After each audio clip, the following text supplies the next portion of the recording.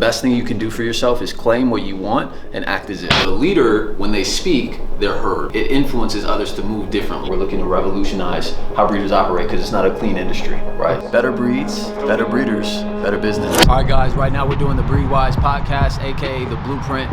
It's exciting, it's revolutionary. We got a lot of things on the way. Veterinarians filling up the podcast space as we speak. Everybody's ready for the information, the knowledge, the education. Look forward to the content that's about to come out. Look forward for this podcast. Every single piece of information that we drop in the content is meant to take you to the next level. If you are dedicated to learning, this is for you. It is going to change your life. I can guarantee that. If you want to make differences in your breeding program, in your life, in your business, even if you're not a breeder, this is where you need to be. So stay tuned in, stay tapped in. The game is changing. So I know there's our two angles. Is that the main camera where it like gives both at the same time? Yeah, but that one does not. I guess it could connect to Zoom. I just want to make sure that obviously when it comes down to the portrayal, I'm able to get the best experience possible, you know? So when you're live streaming, I have to be like switching it. Manually. Yeah, to get whoever's talking. So like if you have that wide, I would have to like plug it in manually and just get a wide angle. When you get the hard files, you have them all and then you can do whatever, like however you want to do. So I see you read. You like Patrick Bet-David? Yeah, he's dope. I have all his books. Watch this. Check this out. Austin, I love it. Good Let's go. I just paid for a consultation, but I love his books. Yeah. He's definitely somebody that I have on my vision board as far as aspiring to be like. What I do is I am right now starting a startup to teach breeders how to not only create a successful breeding business, but do it the right way. So what you're gonna see is my head of vet relations. She's a chief of staff about to purchase her own clinic in Tampa. Yeah, she's coming through. We're gonna have a conversation about the lack of trust between breeders and veterinarians. And so with this platform, the goal is we're looking to revolutionize how breeders operate because it's not a clean industry, right? And so if we're able to shift the narrative for breeders in terms of being pro-education and then shift the narrative for veterinarians as far as being more helpful to breeders, we win. Are you like familiar with all like breeds across the board? It's a really good question. So I'm not the expert regarding every single individual breed. My claim, and more importantly what I've been able to do time and time again with myself and other breeders, is the business model. So I'm the business guy transforming people into creating six-figure breeding businesses quickly. The veterinarians and the people that I have coming on as specialists are the ones that are going to be able to give that insight on every single aspect of the science. So do you know about Yorkies? My grandparents used to have one. I don't know too much about what they're worth. We're about to fucking buy one and I think it's way too expensive. How much is it? It's like $1,500. No, bro, that's a good price. My dog goes. Yeah. You know, I would say that, so they say good dogs are not cheap. Cheap dogs are not good. This is Napoleon Hill, How to Own Your Own Mind, which is extremely important if you want to be successful.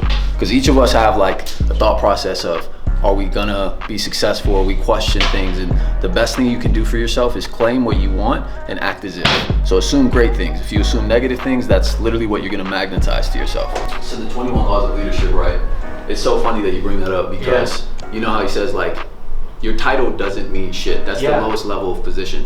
So when it comes down to being able to lead people, it's literally how well you are able to influence. Because a leader, when they speak, they're heard. It influences others to move differently, right? So from a leadership perspective, when you think about leading yourself and like getting clear on how you can become a better version of you, right? I'm bringing myself to a better place. Yeah, we got Dr. Swedenberg in the building. Can you tell them a little bit about yourself as a veterinarian? So I originally was in Virginia. I went to undergrad in Virginia, and then I went to Tuskegee for vet school. I ended up linking with Dr. Bibbins, and Dr. Bibbins became my mentor, so that's how I ended up in Vegas. And then my mom was from out here too, so I've been on the West Coast and I wanted to get away from the East Coast. So I've been out here for about 2.5 years. And I just been taking on as I go. I'm really big on repros. When I came out here, reproduction is something I wanted to specialize in on top of mixed animals.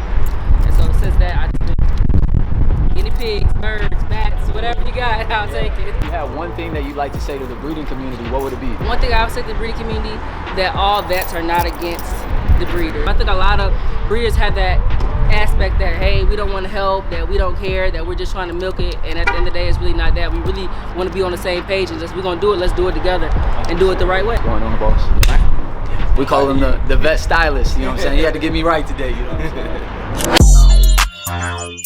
Well, welcome to the Blueprint, guys. We are going to be filming with Dr. Taylor in just a bit. In the meantime, I wanted to sit down with the one and only Dr. Chris Vine. Thank you. Yes, sir. Thank you for having me. I feel like the game is going to be changed forever. You know, it's so funny how everything happens like in life, right? Where go through these experiences where you think maybe I'm not gonna make it, maybe I'm not good enough, maybe these different things, and you go through losses after loss, and it's not really a loss. There is no such thing. You either succeed or you learn.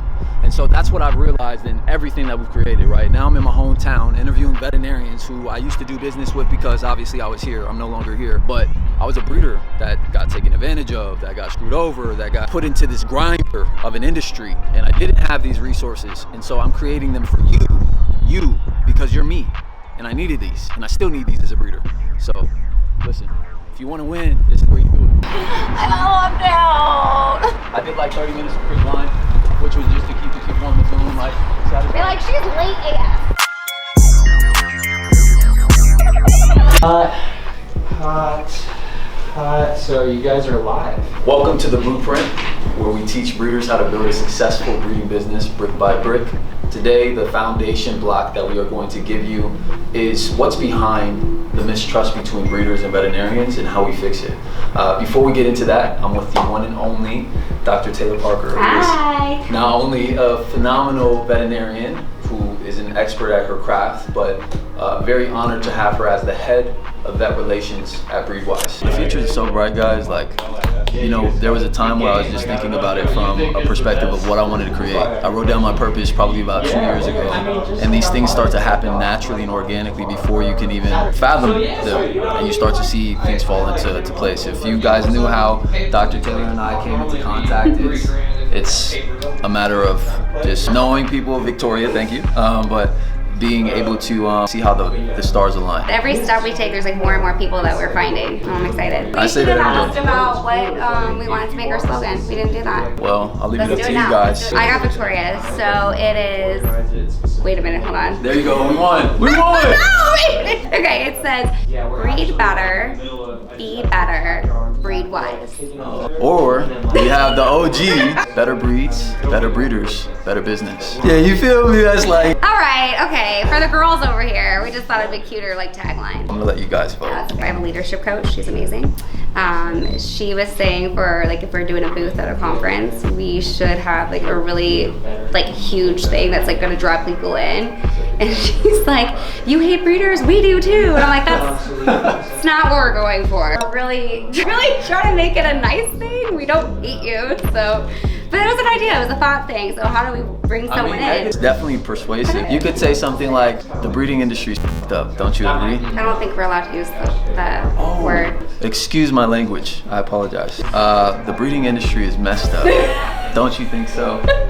Because if you're going to a veterinary Are you a conference, vet that does not like breeders? perfect. Here's the solution. This is for you. I love that. Yeah. Are you a vet that doesn't? Because they're gonna be like, me.